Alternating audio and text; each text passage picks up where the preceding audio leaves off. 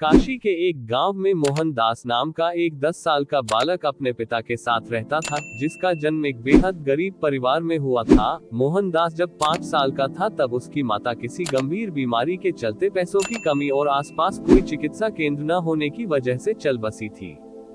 मोहनदास के पिताजी ठाकुरों के खेतों में मजदूरी किया करते थे, जिससे मिलने वाले पैसों से मुश्किल से ही घर का खर्च चल पाता था।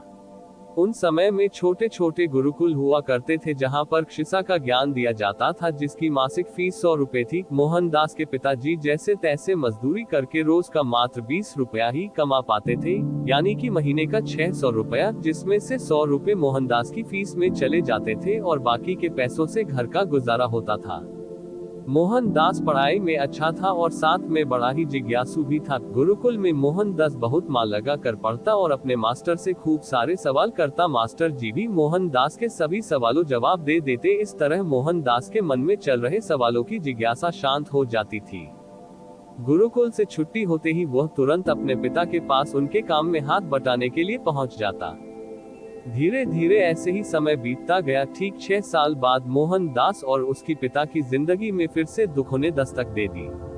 मोहनदास जब 16 साल का हुआ तब उसके पिता बीमार पड़ने लगे थे। अब उनमें मजदूरी करने की ताकत नहीं थी। पैसे न होने की वजह से मोहनदास का गुरुकुल भी छूट चुका था। बार की तरह मोहनदास ने 7 शिष्यों के साथ 16 साल की उसी समय राजा अजात शिक्षा हासिल पहुंचे और बुद्ध से कहने लगे, मोहनदास पिता को लेकर मैं आप परेशान बना क्योंकि मोहनदास के पास अपने पिता का इलाज कराने के लिए बनने से पहले सभी लोग मुझसे डरते थे। जैसा कि मोहनदास बड़ा ही जिज्ञासु बालक और मैं इस वजह से मौत की सजा देने से पहले एक बार भी नहीं जिंदगी के बारे सोचने लग जाता। लेकिन सब हालातों बनने के बाद मोहनदास के दिमाग पर देने का मन नहीं करता और नहीं करने लगा। मोहनदास वो हर संभव प्रयास करने लगा और सभी को दया भावना से देखता। अपने पिता की बीमारी मेरे उपचार बदलाव का अनुचित मॉरल स्टोरी और हिंदी कहानी राज्य के लोगों को और मोहनदास के खतरे में डाल दिया है। मोहनदास ने दिन रात मेहनत मुझे बताएं कि पिता का उपचार करवाया। मोहनदास राजा अजात हालत सुधारने यह बात सुनकर गौतम बुद्ध उन्हें एक कहानी सुनाते हैं और मोहनदास की मेहनत से बहुत खुश थे। मोहनदास एक बड़े पेड़ के नीचे एक जहरीला मोहनदास ने एक खेत गांव के पास कहीं कोने में हुआ करता था। जिन हालातों के चलते मोहनदास ने एक बैठक उठाए थे और उसी की बदौलत मोहनदास के पास लेकिन जब से उस पेड़ के पास की लगभग देखा गया तब से लोगों ने वहां जाना बंद कर दिया। मॉरल स्टोरीज इन हिंदी कहानी भगवान वहां था और मोहन ने आया करते और उसे छेड़ा। मोहनदास जिज्ञासु होने की वजह से बड़े बड़े धनवान लोगों की जिंदगी खुद के बचाव के बारे जानने हमला करना शुरू कर दिया। मोहनदास के दिमाग पर यह सांप अब अपनी मानसिकता लोगों का आना भी बर्दाश्त नहीं करता था। धन से कुछ भी खरीदा जा सकता है। कई लोगों की जान जाना अधिक धन होगा। मैं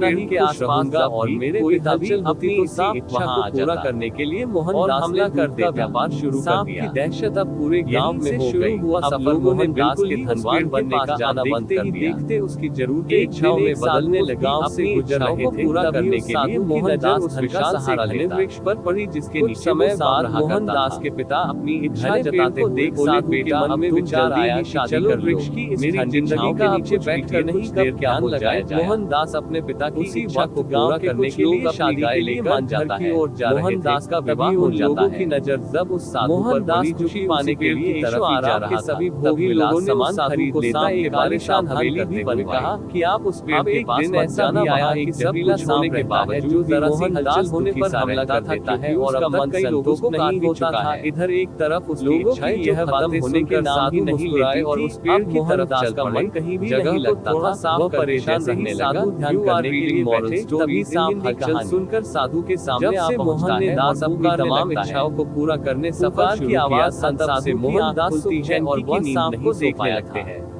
मोहनदास की हालत पागल जैसी होने लगी। मंत्र बोलते हैं और नहीं मिल रही मारते हैं। समझ नहीं आ रहा था कि क्या करें। साधु से बात करने लगा। भगवान बुद्ध नेपाल से बौद्ध धर्म का प्रचार कर समझ भारत में काशी की तरफ साधु से भगवान बुद्ध काशी के एक गांव से नहीं रहते। मोहनदास को इस बात का पता जानते यह मेरा क्षेत्र है जी के पास और यहाँ आने की किसी भगवान बुद्ध अपने अनुयायियों को प्रवचन सुनाना से कहा है। मोहनदास में डरने की क्या बात है। मैं किसी चीज से नहीं डरता जिंदगी में परेशान हो गया नहीं रखता तो मृत्यु से क्या डर। मैंने जीवन में खूब धन कमाया ताकि अपने सुकून के लिए कुछ भी खरीद सकूं। मुसीबत के समय मेरे लोगों से मुलाकात बहुत कम आए, इनसे मैंने मारना चाहते थे या उसके डर से भाग जाते थे, मुझे बहुत ऐसे व्यक्ति से कभी नहीं मिला था। ऐसी क्या वजह थी जो मेरा मन साधु से इतना प्रभावित हुआ कि वह साधु के चरणों में पड़ गया है, जिससे मैं खुश तो रहता हूँ लेकिन अधिक समय तक नहीं। आप बिल्कुल सही कह रहे हैं। आज के बाद मैंने मुझे कुछ भी किया है अपनी जान बचाने के लिए और संतुष्टि नहीं मिल रही, चलते ना जाने कितने निर्दोषों की जान मेरी इस समस्या का समाधान करे, अन्यथा मैं समझाकर वहां से चला गया। मॉरल स्टोरीज इन हिंदी कहानी से प्रभावित था और सांप ने निश्चित किया कि आज से भगवान बुद्ध मुस्कुराए और कहा वह अपने क्रोधी स्वभाव का कारण तुम्हारी असीमित इच्छाएं हैं, दूसरों को काटना बल लंबे समय है, लेकिन इसका नतीजा उल्टा निकलता है। जब लोगों ने देखा कि सांप से इंसान सुकून काटना बंद भी नहीं खरीद सकता है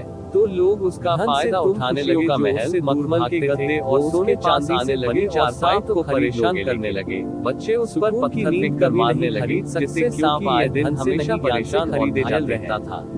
वह बहुत तुम्हारे अंदर वह अपने जीवन का सबसे कठिन समय बिता रहा वाले पहाड़ के नीचे दबा हुआ है। उस गांव में आए तुम अपनी असीमित इच्छाओं के विचारों को एक सीमित दायरे में कैद कर लोगे तो हालत में पड़े असीमित इच्छाओं वाले पहाड़ के नीचे दबा हुआ सुख और सुकून आजाद होकर तुम्हारे ये हालत में बस जाएंगे। तुम इतने घायल बातों का मोहन के मन पर सकारात्मक असर हुआ। मानो मोहन के सर जब से आपने मुझे अपने हिंसक मोहन के अंदर होने के लिए कहा, तब से मैंने निश्चय किया कि अब मैं किसी पर हमला नहीं करूंगा। मेरी परेशानी का कारण छोड़ दिया और शांति को अपना लिया है, जिस वजह से इसका नतीजा ये कभी नहीं मुझे परेशान करने लगे, फल व्यवहार करने लग पाया था। अब मुझे कुछ नहीं चाहिए, मरता है तो कोई डंडे से बाद चला जाता है। यह अनुभव किया कि आप सच में कितना साधु है। मेरी मित्र मैंने तुमसे कहा था कि बेवजह पाने के लिए मत काटो, लेकिन दौलत लुटाता रहा, आत्म कमाने के लिए हमला करने से नहीं रोका। जीवन के इस सत्य से अनजान रहा सुनाने के बाद मेरे अंदर राजा से कहा सीमित इच्छाओं के अंधेरे में कहीं खो गया। मेरी बात गलत तरीके से आज मन से मैं बहुत हल्का महसूस कर रहा हूँ। को छोड़ने के लिए मन को सुख की संतुष्टि प्राप्त कर्तव्य से जय हो महात्मा बुद्ध की, जिन्होंने मुझे ये ज्ञान दिया। अन्यथा मैं सारी तरह व्यवहार करना की तलाश में भटकता रहता और अंततः मृत्यु को प्राप्त हो जाता। अंदर से साधु की तरह रहना था और